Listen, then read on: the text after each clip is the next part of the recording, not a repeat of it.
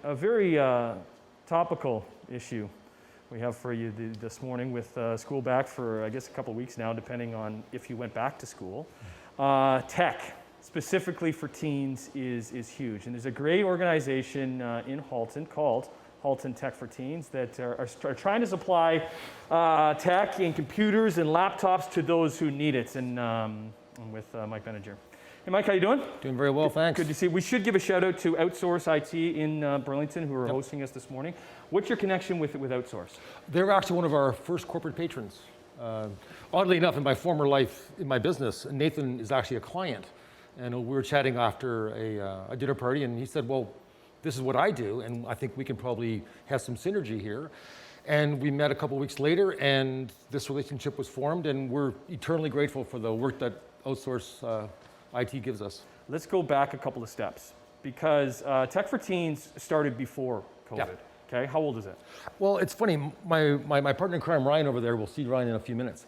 Ryan and I were talking about this about 2 years ago, and we had conversations about some stuff that we were doing. One of our other charities is the Children's Aid Foundation of Halton. A lot of those kids need a bit of support, and we got talking about the fact that we have some equipment laying around the house. Maybe we can donate it to them. That was idea number one, and then we got thinking, well, maybe some more kids, and then we started talking to people, and all of a sudden, the idea of Halton Tech for Teens as an actual charity was born. Ryan does a lot of work in that area, so he got the paperwork started, and so far we distributed about 85 units. Because then COVID happened, and then everybody was doing virtual learning from school. Yep. And I guess you're realizing too that there's so many kids out there that don't have access to a computer, don't have access to a laptop, don't have access to internet. In the home. That's a big one that we're going to be talking about through this morning. What's the one thing you want? Like, so we have a desktop here. Right. This is a desktop. This is a used desktop that has been refurbished, has been wiped clean. Any information, and then this is available to be passed out to somebody in need. Well, maybe not this exact one, but ones like it will be. The reality is, any device that comes into our possession, the first thing I do is I wipe it. Irrespective of what you've done to it, I wipe it. I don't know what your data is, nor do I really care. I'm going to wipe it repeatedly. Well, because there's a privacy factor there, A privacy factor, plus I don't want your information. It's of no value to me, and plus I want to do a nice clean install of all the hard drives that are there. It works better that way. In some cases, Nathan's been very generous. Our friend Nathan over there of Outsource, they've actually donated a lot of hard drives to us. Right. So for us, I might even take your drive that comes in your device and scrap it, and just throw it out completely, and put in one of his, which I know has been securely wiped. And when you wipe it, it actually refreshes it too. It actually kind of helps it get a data source. Desktop or laptops? What's the real need you're looking for? Right now, laptops and notebooks. The people that need our service, and this is an important message. If you need one of my devices, which maybe is worth a couple $100, if you need that, you probably haven't got internet in your house, because that costs $50, $60, $70 a month. If you haven't got that in your house, you can go to the library, you can go to a fast food, you can go to a friend's. Right. If you have a desktop, that's more challenging. There are places where desktops work, though. There are some houses where we can have some value there. But ideally, we really need notebooks, and laptops are our big thing right now. What's the cost? There's no cost. No cost. You're giving these out for those in need? Oh, yeah. Okay, so how does somebody, if they need one, how do they contact you guys? Well, first place, the Halton Tech for Teens website has a form on it, haltontechforteens.ca. We have a Facebook page as well. Start there. They can get us there. Delivery can be arranged. Pickup's probably better for us, but that can all be taken care of as need be. Okay.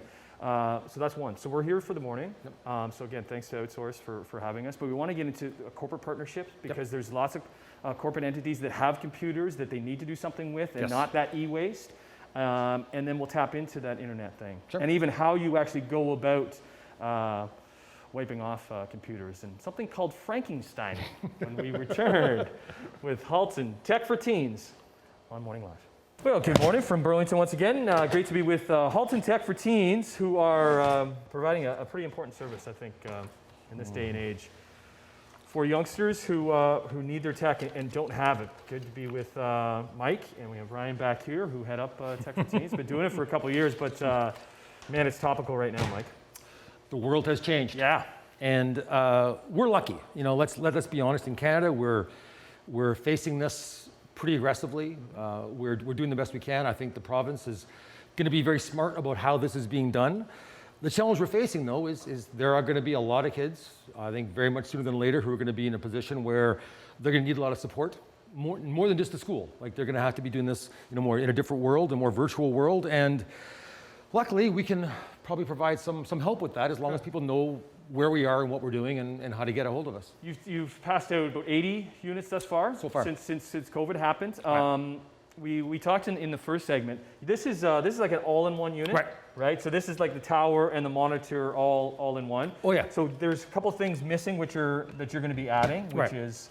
Well, normally when these devices come back into Nathan and his crew here at Outsource, the drive is the most important thing. And all their drives, you'll notice here that there's a sticker on there. That would go right there. That goes on here. It says securely wiped. And again, this is the biggest thing for every single corporate patient that we have, and for every individual we have, is they're kind of freaked out about their data and their photos and their emails and stuff.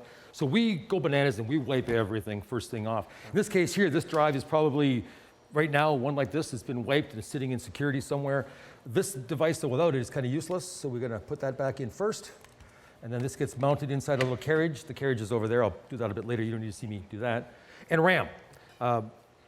One of the greatest things about these devices, and I use the term Frankensteining, which you found pretty funny the first time I used it. What we actually do is we understand what we have. We have 5- and 6-year-old technology. When you have 5- and 6-year-old technology, you have to make certain decisions. I'd rather have one machine that works great than 2 machines that work poorly. So what I'll do is I'll steal the drives, all the RAM out of a whole pile of machines and make better ones out of what's there. Because RAM is what actually helps these machines to run for a long time. One of the big misconceptions is that computers actually wear out. I can tell you, very few machines actually wear out. If you go to the airport and fly, for example, you're going to find machines that are running Windows XP from 20 years ago that run the scales on in an airport that are 20 years old and they work fine. So they're just getting retired. Like this one here, these all-in-one units, what's going to happen is they're going to become e-waste. Exactly. Right? They're going to get tossed out if you're not finding a new home for them. Right. Ryan, right now, is kind of updating a desktop, or sorry, a laptop, kind of getting some new software. Right. So what ended up happening here? One of our other corporate patrons in Mississauga, Fenestra, Chuck Farmer's one of the guys there. Chuck and his team have been very good at supporting us with devices. This was a Dell laptop that they had in service for about 4 years. It did its job for 4 years. They changed their security and they needed a more modern equipment. They retired this one. They retired it to us. This is going to work perfectly fine. Some kid can take this and put that in their backpack and use this for 2 years at least. Right. Laptops is the need. So if you do have a laptop that Mike and Ryan can use, reach out to them. And if you're in need of a computer, all you need to go is their website, haltontechforteens.ca. There's just fill out a simple form, and these are free, right? You have to provide the mouse and the keypad, right? But other than that, they'll give you the actual computer for free. Yeah. Plus, I think during these COVID times, you don't know who's been touching that mouse, that keyboard. You don't really know. We've priced them out $20 for a wired one, $30 for a wireless. Okay. Let's take a break. We'll come back in a bit more of the Frankensteining and the need for laptops, and also for corporate partners and e-waste. Halton Tech for Teens in Burlington on Morning Live. Back with Halton Tech for Teens, and we got Mike here taking apart a laptop, which is really what they're looking for. Because how many desktops do you think you have in storage right now, Mike? Between Ryan's house, my house, and what's coming today, we're going to have 125, 150. Right. So we have all that we'll ever need for the foreseeable future. That's not our focus anymore. I was able to get them, and I'm very grateful that our patrons were very generous with us to supply them. But now we really need to be focusing on laptops and notebooks. Why? Portability. Like as one of the things that we think about in this business, in our charity, is that our clientele are going to have limited funds. Hence, they need this $150 or $200 device. Home internet access is always going to be the thing that causes problems. And with a notebook, you can go to your friends, you can go to the library, you can go to other places, you can fast food, the schools themselves. There's other options that you have. If you have a desktop, they have utility for some families. They have value because they have much bigger screens and they're much more durable in a lot of ways, but they aren't portable. And if you don't have internet in your house because of the cost, then we have to find a way to help that. And we can do that by giving you a device kind of like this. Well, this, like, take us through this device here. Like, how old is this one?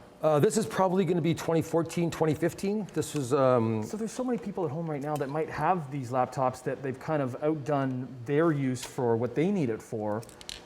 Oh, yeah. But these are still good. Oh, yes. Right?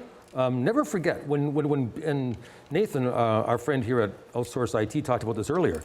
When you buy the business model of a device, you're buying bigger, better, stronger, faster than what you buy in the house. The computers that he buys for his clients are not the ones you buy at Costco or Best Buy. They're bigger, they're better built, more RAM, they're more durable. They're all those things for the business environment, and they cost more.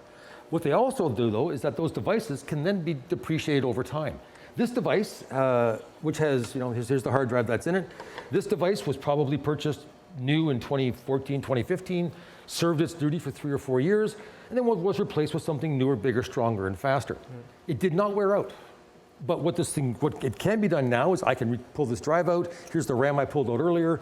I can refurbish that drive, put a nice big fast drive in, put in more RAM, which has been supplied to us by our corporate partners, and we can actually make this thing useful for a kid for 2 or 3 more years. Amazing. We got Ryan actually updating some software on this Dell laptop over here. We're going to take a break. We got one more. I love your motto, and it's yesterday's tech helping today's teens, and you see that right on your website, haltontechforteens.ca. That's where you need to go. We got to keep hammering this home. This is free. Yep. Okay. For those in need, all you have to do is go to their website and log in and fill out the application, and some valuable tech for any of you that are getting taught virtually at home, or just don't have a laptop or any sorts of tech. So we'll be back with Mike and the gang on Morning Live. Well, it's been a great morning here in Burlington. I have to thank Outsource IT Computing for hosting us today, and we have Halton Tech for Teens. And it's they have a good model where it's just like yesterday's tech helping today's teens. I have these 2 monitors in my house that I wanted to bring in and just donate because they were just going to go into the landfill. I was just trying to figure out what to do with them. And back with Mike and Ryan from Tech for Teens.